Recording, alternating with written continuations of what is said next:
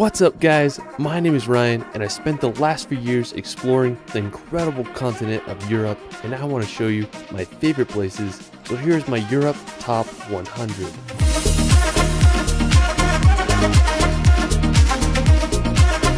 I have to say that Europe is my favorite place in the world. From the landscapes of the Alps to the countless medieval cities, it's impossible to beat the beauty of Europe. This video is a long one, so I made timestamps of all the places in the description so you can jump around to your favorite places. For our first destination, we're going to head to possibly my favorite place ever, Seceda. Now located in the Dolomites of northern Italy, I remember the first time I saw a video of this mountain, I couldn't believe it existed. The green glass slopes contrasted with the jagged mountain ridge, often covered in clouds, makes one of the most beautiful landscape combos. Now to get to Seceda, I took 2 gondolas up the mountain and made it to the top. I remember the first time I saw the mountain, I couldn't believe my eyes. The clouds covered half of it, making it one of the best views I've ever gotten. Places like this really spark your imagination and make you feel like a kid again. I hope everyone can witness the power of Seceda at least once in their life. Another magical place nearby is Alpe de Suisse. It's home to the largest high alpine meadow in Europe. The backdrop of the mountain with the farm cabins creates a scene straight out of a dream. After northern Italy, let's head over to the mystical Faroe Islands. Located right between Norway and Iceland in the North Atlantic Ocean, the archipelago is made up of 18 volcanic islands. Now I have to say that the Faroes are home to some of the world's most dramatic landscapes, from sheer sea cliffs to waterfalls straight into the ocean. One of the most scenic places in the Faroe Islands is the Mullafusur waterfall. Now it's located on Vagar Island, and the waterfall descends about 100 feet into the ocean below. I mean, the backdrop of the village with a massive green mountain behind makes for one of the most scenic places on earth. One of my personal favorite places in the Faroe Islands is the sea stacks of Dragonir. I mean, the name itself just sounds freaking epic. It's this slanted sea rock with a perfect arch right above the cold Atlantic Ocean. This place looks like a scene out of Game of Thrones. I just can't believe how beautiful the Faroe Islands are. After the Faroe Islands, we're going to Italy to visit the picturesque village of Positano. I have to say that this is one of the most beautiful places in Europe.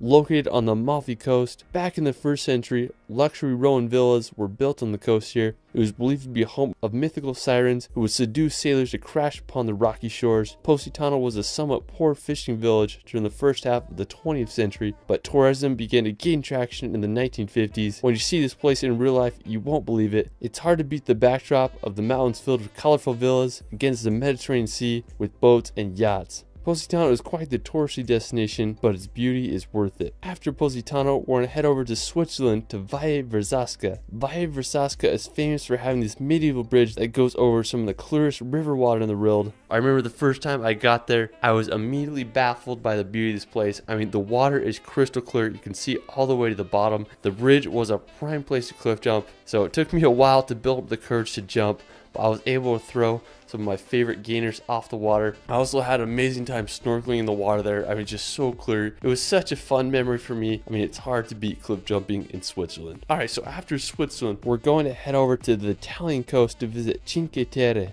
Now, Cinque Terre is made up of 5 seaside villages that date back to medieval times. During the medieval ages, the villages started to be attacked by pirates, so fortifying walls were built to protect them against any future raids. The small town of Vernazza is one of my favorites. It has the only natural port of Cinque Terre. I just can't get over the colorful houses and beauty of the Cinque Terre. It's hard to beat the charm of these Italian villages. After Cinque Terre, we're going to head over to England's Jurassic Coast. Now, while you won't find any dinosaurs here, you might find some fossils on the beach. One of my favorite spots on the Jurassic Coast is Old Harry Rocks. Now, special thanks to my friend David Rule for providing this footage. He has an awesome Instagram and YouTube that I'll provide in the description below. I remember the first time I saw his picture of this place and I was just baffled by the scenery there. The Old Harry Rocks are these sea stacks that are made completely out of chalk that mark the end of the Jurassic Coast. In World War II, the stacks were used as target practice for pilots, so that's kind of crazy. I just love the combination of the green meadows with the white cliffs and the blue ocean. I mean, it's just just hard to beat that scenery. After the Jurassic coast, we're going to swim across the English Channel to visit the island of Mont Saint-Michel. Now located 1 kilometer off the coast of France, Mont Saint-Michel is one of the most magical destinations in Europe. It reminds me a lot of Hogwarts. The island was first founded by an Irish hermit, and the construction of the monastery began in the 10th century and was finished in 1523. Due to its strategic position and dangerous changing tides, the island remained protected throughout history. During the 15th century, Louis IX decided to turn the monastery into a prison, and it remained one until 1863. Now, Mont Saint-Michel is one of France's most popular tourist destinations. If you are in northern France, you really need to visit this magical place. After Mont Saint-Michel, we're going to head to southern France to the French Riviera. Now located on the southeast quarter of France, the French Riviera is home to some of the world's greatest coastline. It's the perfect contrast between mountains and the Mediterranean Ocean. Some of the most beautiful coastal towns of the Riviera include Saint-Tropez, Nice, and Cannes. Now, the French Riviera is also home to the tiny country of Monaco. Monaco is the second smallest country after the Vatican. The whole country is only 499 acres. Monaco has been known as a billionaire's playground, and over 1/3 of Monaco's citizens are millionaires. One of the most famous places in Monaco is the Monte Carlo Casino. It was opened in 1863 and has been featured in the James Bond films. If you can handle the riches of Monte Carlo and Monaco, definitely a place to add to your bucket list. Afterwards, we're going to head over to Norway to visit Liseboten to drive down one of Europe's craziest roads. What I think is so scenic about Liseboten is the road which leads down to it. When I first saw pictures of it, I couldn't believe it. It consists of 27 hairpin turns that descend down the fjord to the village below. After Liseboten, we're going to head over to the nearby Pulpit Rock. Pulpit Rock is a famous flat-top cliff with a straight drop of over 600 meters. Pulpit Rock can get super packed, so if you want to avoid the crowds, you can wake up super early and get to Pulpit Rock to enjoy the sunrise. Another hike to do is the trek to Trolltunga. Now, Trolltunga is possibly the most iconic rock formation in Norway, as it shoots out over 2,000 feet from the lake below. Trolltunga is definitely the hardest hike of the three. It's a 28-kilometer round-trip trek that takes anywhere from 8 to 12 hours to do. While it is a strenuous hike, it offers some of the best views in Norway. After Norway, we're going to head over to Iceland to experience the land of fire and ice. I have to say that Iceland is home to some of the world's most unique landscapes. One of the most visited attractions in Iceland is the Blue Lagoon. Just a short drive from the capital of Reykjavik, Blue Lagoon is famous for its strikingly blue water. It costs about $40 to get in and experience the geothermal spa. One of my personal favorite places in Iceland is the Reynisfjara beach. What I really loved about the beach is the basalt sea stacks in the ocean. It makes you wonder how the Vikings must have felt when they washed up on the Icelandic shores. After Reynisfjara, you can check out Skogafoss waterfall. It's one of the most impressive waterfalls in Iceland with a drop of over 60 meters. You can also drive an hour east on the Ring Road and visit one of the most scenic canyons in Iceland. I'm not even going to try to pronounce it, but it looks like something straight out of a fantasy movie. Don't be surprised if you see a troll walking around there. If you drive another 3 hours down the Ring Road, you'll reach Stokesness. It's such a dramatic view with the black sand and the mountain in the background. On the other side of Iceland, you can visit Kirkjufelsfoss. It's this uniquely shaped mountain that looks like Gandalf's hat. There's a waterfall nearby and it makes for an incredible shot. If you go in the wintertime, you might just get lucky and see the Aurora Borealis. There's just so much to see in Iceland, and I hope everyone can see it at least once in their life. After freezing in Iceland, we're going to head over to Greece to visit my favorite island in the world, Zakynthos. Now, I've been there twice so far and I just keep wanting to come back. It's one of the most impressive locations that I've ever been. From 1,000-foot white cliffs to the bluest water you've ever seen, Zakynthos has it all. The most famous place in Zakynthos is Shipwreck Beach. Back in the 1980s, a cargo ship from Turkey was carrying illegal contraband, and the Greece Navy chased them into this cove where it crashed. Over the years, the sand has built up around the ship, and it's created one of the most visually stunning locations in the world. I mean, there's no other place like it. Another one of my favorite Greek islands is Milos. It's about a 5-hour boat ride from Athens, and one of the most impressive places on Milos is the Kleftiko Caves. You have to take a boat to get there. They have these gorgeous white rocks that jet out of the water, and the water is just so clear there. Another really cool spot on Milos is the Serakaniko Beach. It's a unique place that is made of lava that has been bleached by the sun and sea. I mean, just looking at this footage makes me want to go buy a plane ticket and go there right now. After exploring the islands of Greece, we're going to head over to Russia's St. Petersburg. St. Petersburg is located at the end of the Baltic Sea. It was founded relatively recent in 1703 after Russia captured it from Swedish colonists. Today is one of Russia's most thriving cities and receives millions of tourists each year. I love all the canals. It reminded me a lot of Amsterdam. One of the most famous spots is the Peter and Paul Fortress. It was the original citadel of St. Petersburg and was finished in 1740. You can also check out sites such as the Palace Square or many of the city's gorgeous gardens. After St. Petersburg, we're going to head over to Latvia to visit Riga. Now, I have to say that I was very surprised by Riga's beauty. It's full of stunning medieval architecture. Riga was founded back in 1201, and today it's the largest city in all the Baltic countries. One of the most famous buildings is the House of the Blackheads. It's located in Riga's Old Town and was built in the 14th century. St. Peter's Church is another dramatic building that towers over Riga's skylines. Riga is just such a special and underrated city, and I hope all can visit. After, we're going to head over to the Czech Republic to explore the capital city of Prague.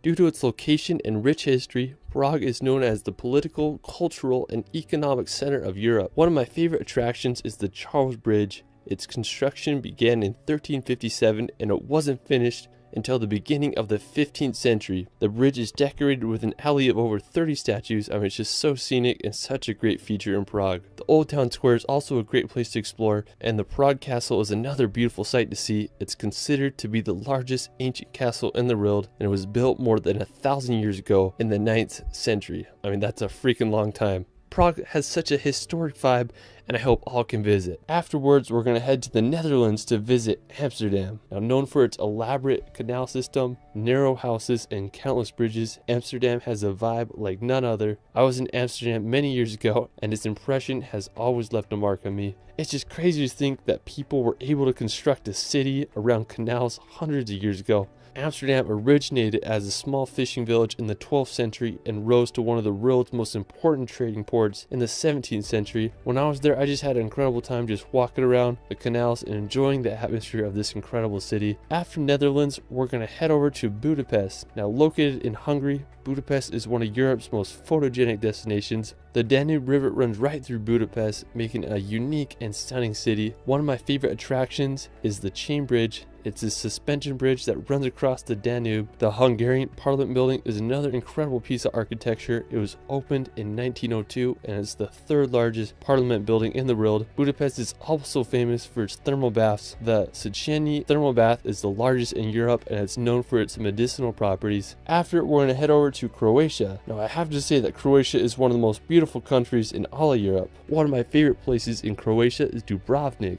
Dubrovnik is one of the most popular medieval towns in all of Europe. One of the most notable features in Dubrovnik is the walls that surround the city. They're almost 2 kilometers in length and anywhere from 4 to 6 meters thick. The unique look of the city has made it a popular filming location for series such as Game of Thrones. Now, another fascinating city in Croatia is Pula. The city is home to the Pula Arena. It's this perfectly preserved Roman amphitheater that was constructed from 27 BC to 68 AD, and it's the world's 6th largest surviving Roman arena. Now, right off the coast of Pula is the Brugini Islands. That's a set of 14 uniquely shaped islands. Just have a really distinct look to them. Now, if you want to head inland, you can check out the Plitvice Lakes National Park. It's home to some of Europe's most beautiful lakes and waterfalls. They remind me a lot of Bosnia's Karvika waterfalls. You take an electric boat over the water and explore the 16 terraced lakes of the park. There's wooden walkways to walk and explore. I mean, just such a beautiful place. I can't believe the color of the water there. After Croatia, we're going to head over to Slovenia to visit Ljubljana. Now, while Ljubljana is one of the smallest capitals in Europe with a population of around 300,000, it's one of the most beautiful in my opinion. The crowning feature is the Ljubljana Castle as it overlooks the city. It was built around the 12th century. It's one of the capital's most popular attractions. If you want to venture outside the capital, I'd highly recommend making the hour drive to the fairy tale destination of Lake Bled. It's one of the most beautiful lakes in all of Europe, with a little island and church right in the middle. Another one of my favorite places in Slovenia is the river Socha. This river is over 138 kilometers long and passes through western Slovenia and Italy.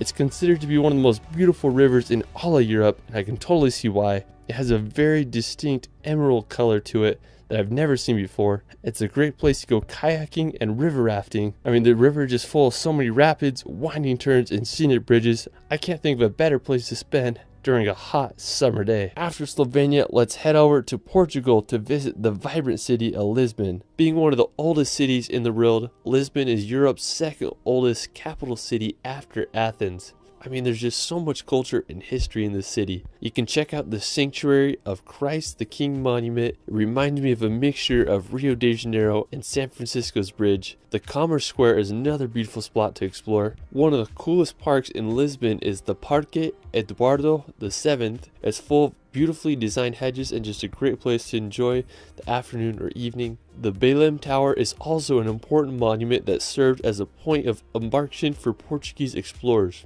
Lisbon is also close to some stunning beaches such as Ursa Beach. While we're still in Portugal, we're going to head to the Algarve coast. Located in Portugal's southernmost region, the Algarve coast is famous for its sea cliffs filled with hidden beaches and sea caves. One really intriguing place is Ponte da Piedade. It's full of countless grottos and sea arches to explore. Such a unique and beautiful area. After Portugal, we're going to head over to Germany to visit the Bavarian Alps. Located in southern Germany, right next to the Austrian border, the Bavarian Alps are home to jaw-dropping scenery. One of the most famous towns is Berchtesgaden. It's just a 30-minute drive from Salzburg. The area is also full of stunning alpine lakes. One of my favorites is Obersee. It's famous for having this little mountain cabin right on the lake. One of the most well-known places in Bavaria is the Neuschwanstein Castle. I have to say this is the most beautiful castle in all Europe. It's nestled at the very tip of southern Germany. Neuschwanstein Castle is placed perfectly in the mountains with a phenomenal 360 view of the Bavarian Alps and the town below. The construction of the castle began in 1869. The castle receives over 1.4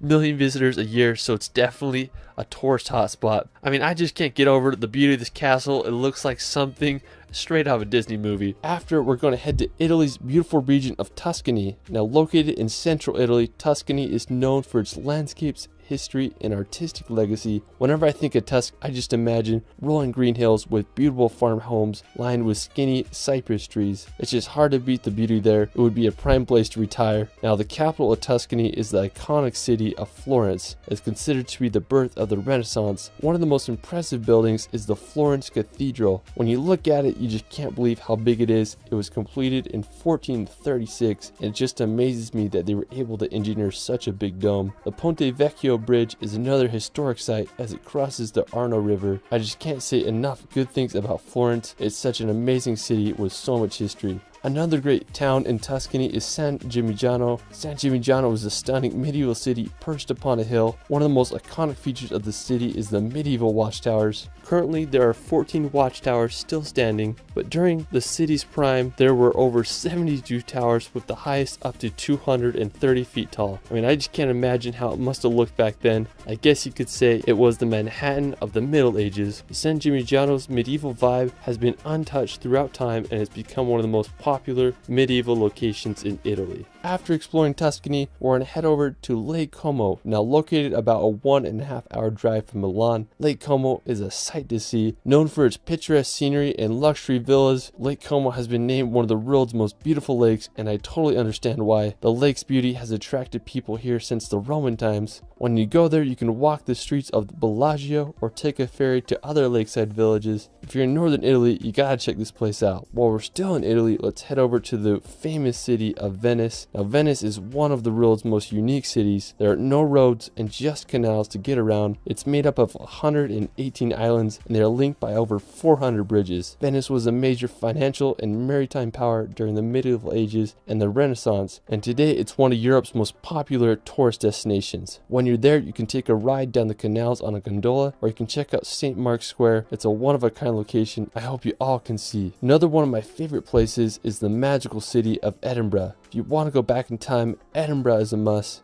It's where J.K. Rowling wrote her Harry Potter novels. When I started traveling, this was one of the first cities I visited. It's a medieval town with intricate neoclassical buildings, cobblestone streets, and beautiful gardens. The iconic Edinburgh Castle overlooks the city and it's home to Scotland's crown jewels. One of my favorite places in Edinburgh is Calton Hill. It just offers a beautiful view of the entire city. While we're still in Scotland, we're going to visit the Isle of Skye. If you want to feel like you're in a fairy tale, this is where you need to go. I was lucky enough to visit the Isle of Skye last summer. It's about a 5-hour drive from Edinburgh. Now, one of the most impressive places in the Isle of Skye is the Old Manor Store. The legend of the Old Manor Store is supposedly a giant lived there a long time ago, and when he was buried, his thumb was left sticking out of the ground, creating the mystical rock formation. Now, just a few minutes away from the Old Manor Store, there is a breathtaking waterfall called Meout Falls that cascades down to the ocean. There's a nice viewpoint where you can see the waterfall. If you're looking to find some fairies, you may want to check out the fairy pools. They're these picturesque blue pools that lie at the base of the Black Cuillin Mountains. After Scotland, we're going to head over to the charming capital of Dublin. Now, located on Ireland's eastern coast, Dublin is a city full of charm. The capital is known for its beautiful gardens and architecture. I mean, just such a friendly vibe to it. When you're there, you can take a walk across the River Liffey on the uniquely designed Samuel Beckett Bridge, or you can walk to the coast to experience the Irish Sea. I just love the feel of Dublin. It's just such a magical capital. What's also cool about Dublin is that you can visit most places in the country with a few hours drive. You can make the 3-hour journey to the Cliffs of Moher on Ireland's west coast, or you could venture 2 hours to the spooky, dark hedges in Northern Ireland. There's just so much to experience. After Ireland, let's head over to Poland to visit Warsaw. Located on the Vistula River in east central Poland, Warsaw is the capital and largest city in the country. Warsaw began to grow in the 16th century and was called the Paris of the North, but Warsaw was damaged extensively during World War II, with 85% of its buildings in ruins. Today, it's a bustling capital with a population of 1.8 million. One of my favorite buildings is the Palace of Culture and Science. At 778 feet tall, it's the 5th tallest building in the EU. You want to see some medieval vibes, you can check out Warsaw's Old Town. It was established in the 13th century and is full of history and medieval architecture. While we're still in Poland, we're going to head down to Krakow. Located in southern Poland, Krakow was founded back in the 7th century, so you best believe it's full of beautiful history and architecture. One of the most impressive sights is the Walbo Royal Castle. It was built during the 14th century and was the first UNESCO World Heritage Site. It features architectural styles from the medieval, Renaissance, and Baroque periods. Such a beautiful building. If you're into World War II history, you can make the hour drive to the Memorial of Auschwitz concentration camps. Auschwitz is infamously known as one of the most horrific Nazi concentration camps. Over 1.1 million people died here. So it's such a tragedy. One of my favorite books I've ever read is called The Auschwitz Escape, and it tells the story of how 2 prisoners made the daring escape from the prison camp, and it also really just gives you perspective of what it was like to live in that camp. Just absolutely horrific. After Poland, we're going to head back to the Baltics to visit Lithuania's capital of Vilnius. Unlike other Baltic capitals of Tallinn and Riga, Vilnius is located inland near its eastern border. Before World War II, Vilnius was one of the largest Jewish centers in the world. Napoleon called it the Jerusalem of the North. I'm just blown away by the beauty of the city and its perfect mixture of modern and Baroque architecture. You can drive 30 minutes outside the city and visit the Trakai Island Castle. It's this uniquely designed castle that's on a little island in Lake Gulf. Such a cool little spot outside the city. After Lithuania, we're going to head down to Austria to visit the capital of Vienna. Now, Vienna has been ranked one of the world's most livable cities. Vienna is known as the city of music. Musicians such as Beethoven and Mozart called Vienna their home. One of the most impressive places is the Schönbrunn Palace. There's stunning gardens and mazes to explore around the palace. If you want to visit the Austrian Alps, you can head over to the picturesque village of Hallstatt. This town looks like it should be in a fairy tale because it's so magical. It was once a salt mining town, but now is one of Austria's most popular tourist attractions. After Austria, we're going to head over to France, to the capital of Paris. Now, since the 17th century, Paris has been Europe's major center of finance, diplomacy, fashion, and the arts. Paris is one of the world's most visited cities, and with all its attractions and fascinating history, it's easy to see why. Paris's most recognizable attraction is the Eiffel Tower. It was built in 1889 for the World Fair.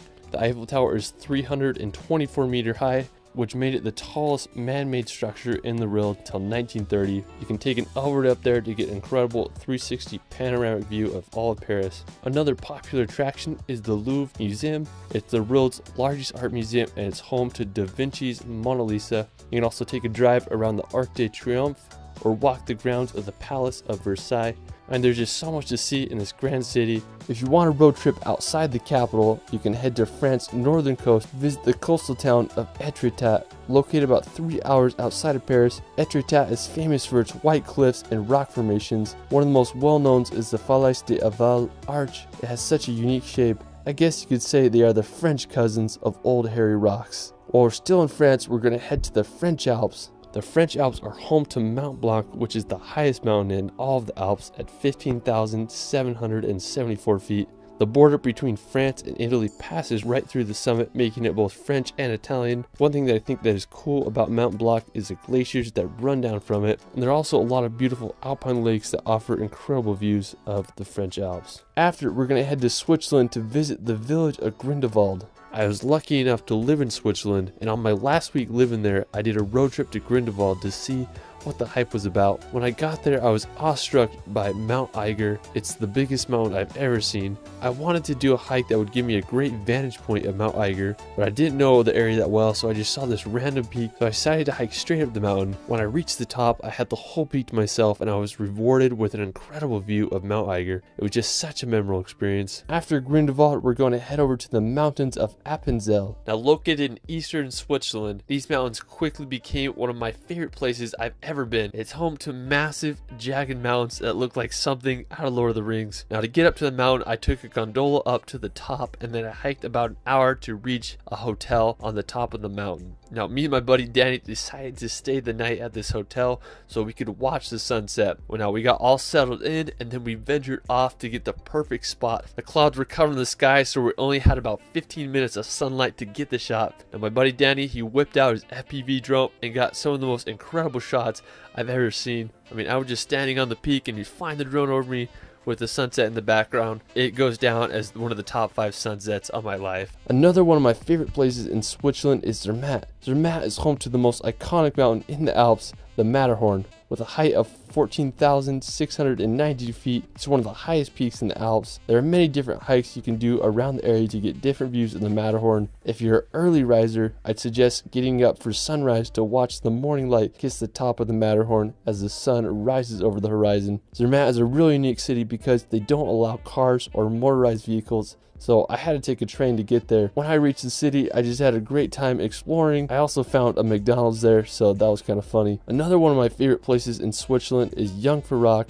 otherwise known as the top of Europe. So me and my friends decided to take Europe's highest train. Now normally a ticket during summer is around $240, but we got the early bird special, so it was half off. We went up to the very top. When you get off the train, you get into like these cave tunnels. We made it out to the ice plateau and were able to get an incredible view of the glacier below. After, we went to the top of the Sphinx Observatory to get some more amazing views. One of the coolest parts of Jungfraujoch is the glacier tunnels. You're able to walk through these tunnels carved right out of the ice. While a trip to Jungfraujoch is expensive, I definitely recommend that everyone try it at least once in their life. After exploring the Swiss Alps, we're gonna head to Finland. Now the capital of Finland is Helsinki. It's been ranked as one of the happiest and most livable cities in the world. Helsinki is one of the northernmost metropolitan areas, and the whole city just has a great vibe to it. I would love to spend Christmas here. If you want to see some of Finland's nature, you can head up north to visit Lapland. Now Lapland is Finland's northernmost region and it borders Russia, Sweden, and Norway. In the winter months, Lapland becomes a frozen wonderland that looks like something straight out of a Disney movie. Now if you can handle the cold, Lapland may be one of the best places in the world to see the northern lights. The northern lights are abundant throughout the cold winter months. It can get up to negative 50 degrees Celsius in the winters, so make sure you bundle up. One thing I love about Lapland is the snow-covered trees. They look like something out of a Dr. Seuss book. In the summertime, Lapland becomes a peaceful area with wildlife and endless nature. I really just want to spend some time in Finland, relaxing in a sauna and seeing for myself why Finland is the happiest country in the world. After Finland, we're going to head over to Sweden to visit the capital of Stockholm. It's made up of 14 islands and 50 bridges. Compared to other Nordic countries such as Norway and Iceland, I felt Sweden was much more affordable. I just love the buildings and architecture there. It reminded me a lot of Copenhagen with its colorful buildings and canals full of wooden ships. I mean, it's just such a wonderful city, and I think everyone should give it a visit. Afterwards, we're going to Belgium to visit the medieval city of Bruges. Due to its tidal inlets and canals, Bruges is sometimes referred to as the Venice of the North. Bruges' tidal inlet helped it become one of the most prosperous cities during the Middle Ages, as it quickly became a strategic location for maritime trade routes. Today, most of Bruges' medieval structures have remained intact. One of my favorite features of the city is the market square. It's towered over by 277-foot medieval bell tower of Belfry, which was constructed in the 13th century. Just such an impressive and unique medieval city. After Belgium, we're going to head over to the German village of Rothenburg. When you go to Rothenburg, you feel like you're walking into a fantasy movie. It's one of the most preserved medieval towns in Europe. During the Middle Ages, Rothenburg thrived as it was located at the crossroads of the European trade routes. At the beginning of the 15th century, it rose to become the second largest city in Germany, but during the 17th century, Rothenburg faced adversities such as the 30 Years' War and the bubonic plague. Without much resources, Rothenburg's growth was halted, which aided in keeping the town preserved in its medieval state. Today, Rothenburg maintains its medieval charm. It's been the inspiration for Disney movies such as Pinocchio and Beauty and the Beast. If you can, go check out the famous Plonine Corner or the Christmas market. It's hard to beat the allure of this German village. After Rothenburg, we're going to visit possibly the most iconic city in the world, London. I love the city so much, I just keep coming back. Everything from double-decker buses to the energy of Piccadilly Circus makes the city feel so alive. There's just so many places to see. You can check out the iconic Big Ben and walk across the bridge to see the Palace of Westminster. There's the Tower Bridge, which is possibly the most famous bridge in all London. You can go see the Stoic Guards at Buckingham Palace or take a ride on the London Eye. If you haven't already been to London, I'd highly recommend visiting when you can. It's hard to beat the London atmosphere. There's no city like it in the world. Alright, so after exploring London, we're going to make the 2-hour drive over to Stonehenge. Located in Wiltshire, England, lies one of the most famous man-made rock structures in the world. There's a lot of mystery surrounding Stonehenge, like what was its purpose and how was it made. Archaeologists believe it was constructed back between 3000 to 2000 BC. Stonehenge consists of a ring of rocks, each being around 13 feet high and weighing nearly 25 tons each. It's unclear what the exact purpose of Stonehenge was. It's believed that it was used as an astronomical observatory or a religious site. Either way, it sure makes you stop and think how people thousands of years ago were able to construct this. After Stonehenge, we're going to head over to visit Wales. Now, Wales is located in the southwest part of Great Britain. It's famous for its mountainous national parks, picturesque coastline, and distinct Welsh language. One of the most scenic places in Wales is the Snowdonia National Park. It's a region in northwest Wales that is known for its mountains and lakes. The highest peak in Wales, Mount Snowdon, is located in the park with an elevation of 1,085 meters. You can hike on up there, or you can take the Snowdon Mountain Railway to the top. If you're lucky, you might be able to see Ireland across the sea. After Wales, we're going to head back to Switzerland to explore Lucerne. Located in the heart of Switzerland, Lucerne is a picturesque lake city surrounded by the Swiss Alps. It's just a short 40-minute drive from Zurich. One of my favorite parts of Lucerne is all of its medieval buildings and architecture. Lucerne is home to Chapel Bridge, which is the world's oldest surviving truss bridge. It was built over 600 years ago in 1365. It almost burnt down in 1993, but it was reconstructed and it's now open to the public. Another impressive place in Lucerne is the Museum Wall and Towers. The fortifications began in the 13th century, and it's made up of 9 stone towers that were used as a defense wall during medieval times. Aside from all the history, Lucerne is just a beautiful city to walk around and explore the lake and all the surrounding scenery. While we're still in Switzerland, we're going to head over to the capital of Bern. Now, in my opinion, I think Bern is one of Europe's most beautiful capitals. I love how the blue waters of the Aare River winds perfectly through the city. Now, Bern's origins date back to the 12th century, and today the capital hosts a population of just over 1 million people. Now, one of the most impressive places in Bern is the Old City. It's the medieval part of Bern. One One of the most prominent features is the Cathedral of Bern.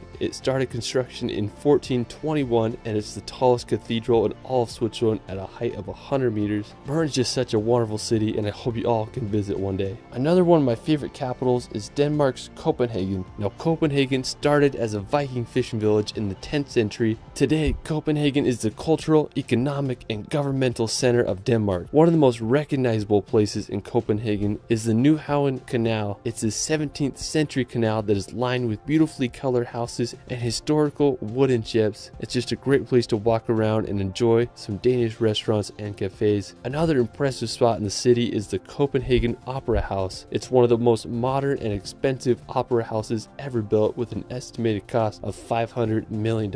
Copenhagen is just such a great city to walk around and explore all the hidden treasures. After Denmark, let's head over to the beautiful city of Tallinn. Located in Estonia on the coast of the Baltic Sea, Tallinn received its city rights in the year 1248, and during medieval times it quickly became a major trading hub due to its strategic positioning. As for the city, one of the most impressive places is Tallinn's Old Town. It's one of Europe's most well-preserved medieval cities. I just love all the buildings and architecture there. Tallinn was also just featured in Christopher Nolan's new film Tenet. If you haven't seen that yet, your mind's gonna be blown. Anyways, if you want to visit one of Europe's most trending cities, you have to give Tallinn a visit.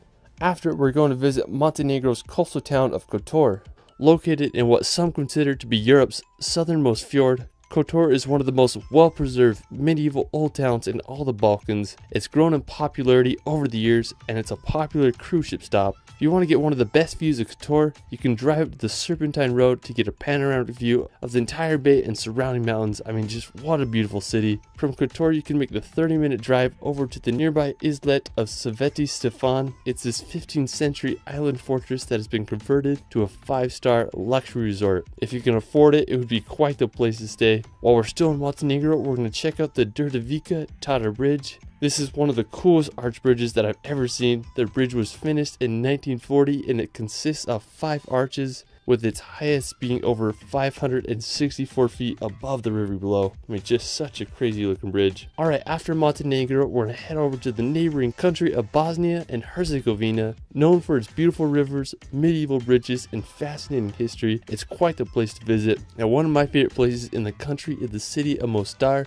The most popular feature of the city is the Old Bridge. It's an Ottoman bridge from the 16th century. It stood for 427 years until it was destroyed in 1983 during the Croat-Bosniak War, but in 2004 it was rebuilt. Another really cool spot in Bosnia is the Kravica waterfalls. Only a 40-minute drive from Mostar, the Kravica waterfalls are home to an incredible amphitheater of cascading waterfalls, with some as high as 25 meters tall. What's cool is they let you swim there, so it's just a great place to spend during the warm summer months. Afterwards, we're going to head over to Greece to visit the medieval monasteries of Meteora. Located in central Greece, Meteora is home to 6 monasteries built upon nearly inaccessible rock pillars. During the 14th century, monks were facing attacks from Turkish raiders, so they needed a place where they could worship in safety. They decided to start building the monasteries upon the rocks. These places of worship were perfect for the monks because the only way to reach them was by climbing long ladders. The monasteries became a place of refuge and over 20 monasteries were built during the 14th century. I was lucky enough to go here a few years ago. When I got there, I was just amazed by the architecture of these monasteries. They are perched perfectly on the cliff edge, and you wonder how people could have built these in the medieval times. If you're ever in Greece, make sure you visit this magical place. Another incredible spot in northern Greece is Mount Olympus, or otherwise known as the mythical mountain of the gods. At 9,570 feet high, it's the highest mountain in all of Greece. According to Greek mythology, this is where Zeus and other Greek gods resided. If you want to hike the mountain of the gods, it's recommended to do the hike in 2 to 3 days, and I'd recommend having a guide because it can be quite dangerous and a confusing hike. While we're still in Greece, we're going to head over to the iconic city of Athens. It's the capital and largest city in Greece, and it's one of the world's oldest cities. Athens is such a wild place with so much history. One of my favorite places in Athens is the Acropolis. If you want to get into Parthenon, it costs about 20 euros, so it's a little expensive, but it's totally worth it, especially if you're there. When I went to the Acropolis, I was able to get some of my favorite time lapses over the city. They're just an endless sea of white buildings with mountains in the background. If you do go to Greece, I recommend exploring Athens for at least a day or two. It's just such a unique place. After, we're going to head over to Bulgaria to visit Sofia. Located in western Bulgaria, Sofia is the country's capital. One of the most famous places in Sofia is the Alexander Nevsky Cathedral. It was completed in 1912. I love the gold-plated dome roofs. It has just such a unique look to it. While we're still in Bulgaria, we're going to head over to the east coast to visit Varna. Now, Varna is located right on the coast of the Black Sea. I went there last summer to film a video for a hotel, and I had no expectations, but I was pleasantly surprised by its beauty and history. It reminded me a lot of California's coastline. It had great beaches, wonderful weather, with tons of entertainment. Now, another interesting spot in Bulgaria is the Belogradchik Fortress. It's located in the Balkan Mountains. It's this ancient fortress among some really unique rock formations. The fortress was captured by the Ottomans in the 14th century. The thing that strikes me about the area is how they incorporated the rocks into the fortresses. I mean, just such a unique place. I've never seen anything like it. After Bulgaria, we're going to head up north to Romania to visit the medieval castles of Transylvania. Now, Transylvania is a very intriguing yet spooky region. Transylvania is where Bram Stoker's novel Count Dracula takes place. Now, one of the most famous locations in Transylvania is the Bran Castle. Located near the city of Brasov, the castle was built around the 14th century and served as a fortification against the Ottoman Empire. Due to its dramatic architecture and possible connection to Vlad the Impaler, the castle has been named Dracula's Castle. I could totally imagine Count Dracula using this castle as his hideout. Now, Romania is also home to this really cool road called the Transfiguration Road. It's full of hairpin turns, and it's easy to see why it's one of the most popular roads in all of Europe. After Romania, let's head back to Norway to visit the Lofoten Islands. Lofoten is located in northern Norway, and even though it's in the Arctic Circle, it feels like you're on a tropical island there. I was lucky enough to go there about 2 summers ago, and I had an incredible journey road tripping through Lofoten. Our first pit stop was at this fishing village called Henningsvær to see the world's most scenic football field. When we got there, we sadly didn't have a soccer ball, but we had a good time playing on the field and enjoying the incredible views of Henningsvær. We kept on driving and made it to the iconic town of Rain. Now, when you think of Norway, this is it. It has those red houses surrounded by massive sea mountains. In my opinion, I'd have to say that Rain is the most beautiful town in Lofoten. When I was planning my road trip to Norway, I remember seeing pictures of this place and I just couldn't believe it existed. After Lofoten, we're gonna head to Saltstraumen to witness one of the world's largest whirlpools. So over 110 billion gallons of water pass through this 3-kilometer straight every 6 hours, making for one of the strongest currents in the world. Now, water speeds can reach over 37 kilometers. One of the coolest features of Saltstraumen is the whirlpools that the changing tides make. Now, while they aren't the whirlpools you'd imagine in movies like Pirates of the Caribbean, these whirlpools can get over 33 feet in diameter with a depth of over 16 feet. You can take a boat ride through the current, or you can witness the whirlpools from the bridge above. After the whirlpools, we're going to take a drive to one of Norway's most famous routes, the Atlantic Ocean Road. This 8.3 kilometer road runs across an archipelago of islands as it connects the islands of Averøy to the Romsdal Peninsula. The Atlantic Ocean Road was completed in 1989 and cost 122 million Norwegian krone to make. It's made up of 8 bridges and 4 resting places. The route is an impressive feat of engineering, and it won the Norwegian Construction of the Century Award. So if you decide to go on a Norway road trip, you have to take a drive on the Atlantic Ocean Road. While we're still on the topic of roads, if you drive just 2 hours south, you'll reach another one of Norway's most famous routes, Trollstigen. Now, Trollstigen, or the Troll's Path, is a serpentine road that makes over 11 hairpin turns as it descends on a 10% decline to the valley below. Trollstigen has 2 powerful waterfalls that pass through the road. The Stigfossen waterfall has a total height of 240 meters. I mean, that's just freaking huge. Another really cool place in the area is Trollveggen, or the Troll's Wall. It's Europe's tallest vertical overhanging rock face at about 3,600 feet high. I mean, it's just unbelievable. Alright, after Trollstigen, you can make the 2-hour drive south to visit the Geiranger Fjord. Now, Geiranger Fjord is one of Norway's most popular destinations. The fjord is over 260 meters deep and is surrounded by massive mountains that are over 1,600 meters high. There are many viewpoints to get the best perspective of the fjord. One of the most spectacular features of Geiranger Fjord is the Seven Sisters waterfall. The waterfall consists of 7 separate streams that descend 410 meters to the water below. The best way to see the fjord is by boat. You can take a cruise ship or a 1-hour ferry of Geiranger to Helisilt for about $35. This is by far the best way to witness the waterfalls and majesty of the fjord. After exploring the fjords, we're going to head back to the Arctic Circle to visit one of the most northern places in all of Europe, Svalbard. Now Svalbard is located right between the North Pole and Norway.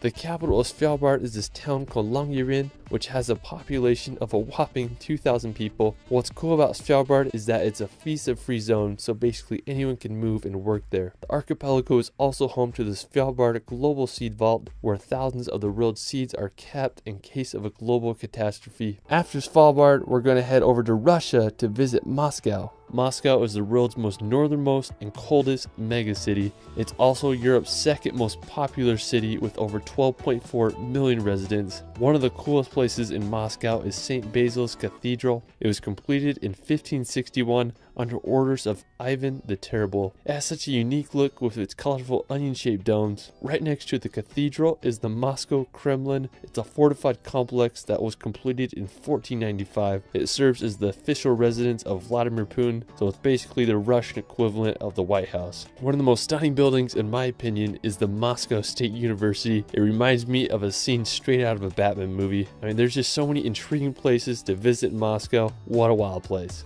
Russia is also home to the tallest mountain in Europe, Mount Elbrus. Located in southwestern Russia stands this massive 18,510 foot high stratovolcano. It's the 10th most prominent peak in the world. Now it's a dormant volcano with 2 peaks. I mean, the mountains in the area remind me a lot of the Swiss Alps. I just can't believe how big they are. So if you want to hike to the top of Mount Elbrus, climbing isn't very technical. You're mostly walking with crampons on snow to the top, but the climb can be very challenging due to altitude and unpredictable weather. A lot of people compare its difficulty to climbing Mount Kilimanjaro. While I've never been to Russia, I'd love to summit this mountain one day. I just think it would be such an adventure. Afterwards, we're going to head over to Turkey to visit the notorious city of Istanbul. Istanbul is one of the most fascinating places. It's a transcontinental city, which means that Istanbul is part of both Europe and Asia. The Bosphorus Strait, which is considered to be the boundary between Europe and Asia, runs right through the capital. Istanbul is the most populated city of all of Europe, with a population of over 15 million. The history of Istanbul is endless. It was settled as far back as 7th century BC, and it became the capital of the Roman Empire in the year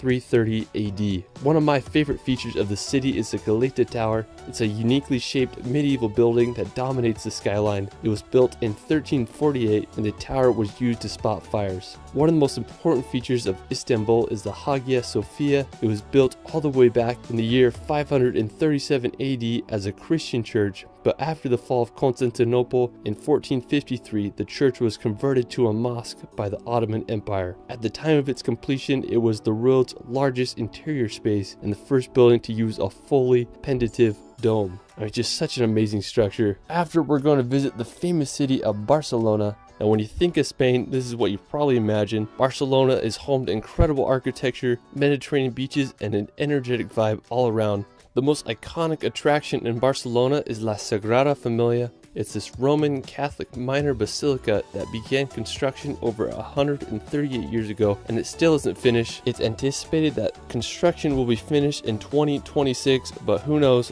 All I know is one of the most unique buildings in the world, and I still can't get my head around that it's been in construction since 1882. After Barcelona, we're going to head over to the wild island of Ibiza. Now, while Ibiza is known for crazy nightlife and party city, it also has some of the world's best beaches and cliff jumping. Me and my brother decided to go to Ibiza for Halloween because why not? Anyways, we spent the first few days exploring the island, and honestly, I was pretty disappointed because I couldn't find any really cool cliff jump spots. But on our last day, when we had just a few hours before our plane was about to take off, and we found this secluded cove, we hiked down and made sure the water was deep enough, and we found this perfect cliff. and I threw some jumps off, and then my brother did a wild double backflip off the cliff. Another incredible place in Spain is the volcanic Canary Islands, now located off the coast of northwestern Africa. Canary Islands are home to some of the world's most unique landscapes. You might as well call them the Hawaiian Islands of Europe because that's what they remind me of. The biggest and most populated island on the archipelago is called Tenerife. One of the craziest places in Tenerife is the cliffs of Los Gigantes. They are these massive sheer cliff walls that rise 800 meters out of the ocean. While we're still in the Atlantic Ocean, we're going to head over to Portugal's archipelago of the Azores. Located right in the middle of the Atlantic Ocean, the Azores are a group of 9 islands like none other. They remind me of a hybrid between New Zealand and Hawaii with its rolling pastures and green scenery. The largest island on the Azores is São Miguel. One of the most stunning places on the island is Lago das Sete Ciudades. It's a twin lake situated in the crater of a volcano. The highest point in the Azores and all of Portugal is the massive Mount Pico. The stratovolcano is over 7,713 feet high and last erupted in 1720. While we're still in Portugal, we're going to head over to the island of Madeira. Located off the northwest coast of Africa, Madeira is an archipelago of 4 islands. It was claimed by Portugal in 1419. Madeira is known for its idle climate, rugged mountains, and also the birthplace of Cristiano Ronaldo. One of the coolest places in Madeira is Pico do Arriero. It's Madeira's 3rd highest peak. The weather on top can be quite unpredictable. You might get lucky and be above the clouds. After, we're going to head to the 2nd largest island in the Mediterranean, Sardinia. Now, with some of Europe's best coastline, pristine beaches, and the clearest water you've ever seen, Sardinia is the place to be. One of the most impressive places on Sardinia is the Baunai coast. It isn't the easiest place to reach. Most beaches require a long hike or a trip by boat, but that's what makes it so special.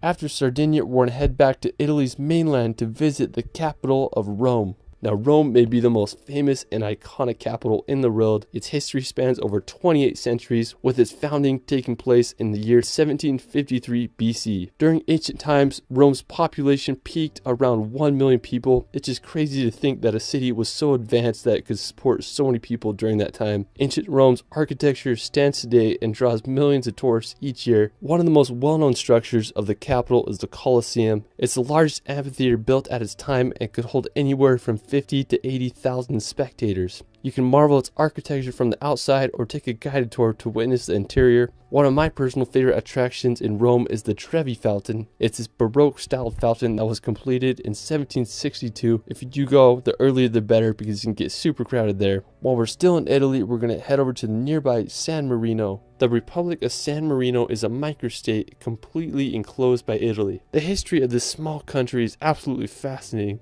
It was founded by a stonemason from Croatia named Saint Marinus. After facing persecution for his Christian sermons, he fled to the mountain of Monte Titano, where he built a church and founded the small country in the year 301 AD. San Marino claims to be the oldest surviving sovereign state and the oldest constitutional republic. The capital of the country is the city of San Marino, and it's situated on the slopes of Monte Titano. It's hard to beat the location of the city. One of the most iconic spots in San Marino is the fortress of Guaita. It was built in the 11th century and served as a prison. San Marino is just such a beautiful yet interesting city and country, and I hope you all can visit. Alright, for our final location, we're going to head back to northern Norway to visit Senja. Now, Senja is Norway's 2nd largest island. The reason I wanted to go to Senja was because I wanted to hike to Segla. Anyways, I drove to this town called Fjordard and I got to the base of the hike. It was a surprisingly difficult hike, but eventually I made it to the top and I was just baffled by the view.